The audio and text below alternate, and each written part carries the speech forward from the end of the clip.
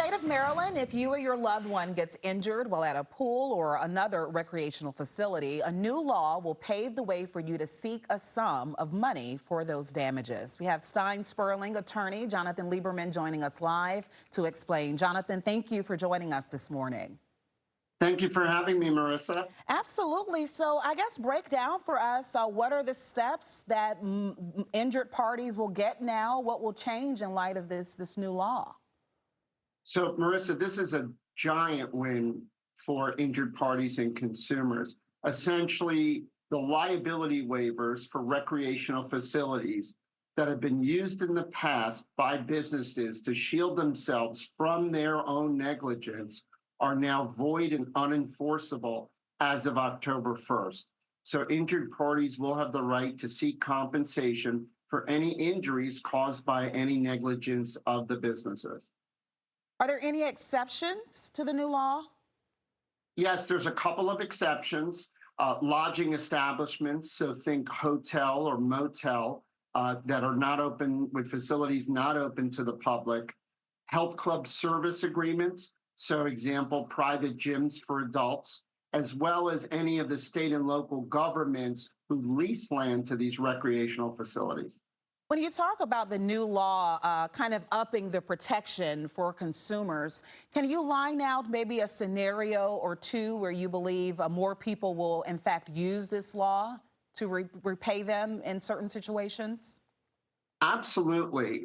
When we're talking about recreational facilities, think trampoline parks, indoor bounce houses, climbing facilities.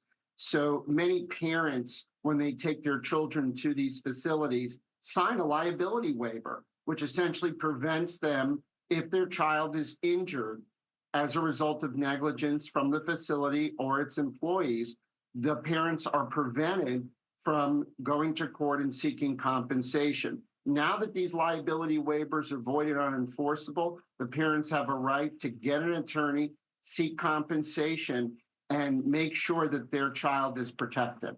We had a bounce house death a few months ago in our area that made national and international news. Did that play any role in this law getting passed?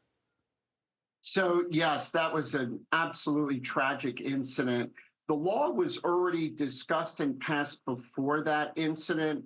I can't comment necessarily on any legal case that may come out of that, but that absolutely would be an example if the parent of the child involved did sign a liability waiver. Since the law is not in effect yet, that liability waiver could be used to shield any negligence in that case.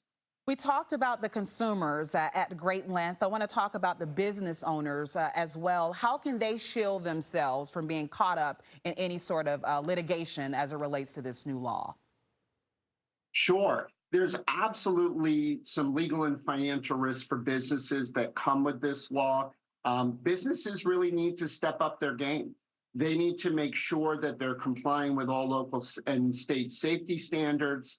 And that may mean hiring more employees, doing more safety audits more often. Also, businesses need to make sure that they have sufficient insurance to protect themselves in case anything does happen. But ultimately, we want to keep everyone safe. Jonathan, thank you so much for joining us here in our 7 o'clock hour on FOX5 DC. We appreciate your expertise. Thank you so much, Marissa. All right, have a good weekend.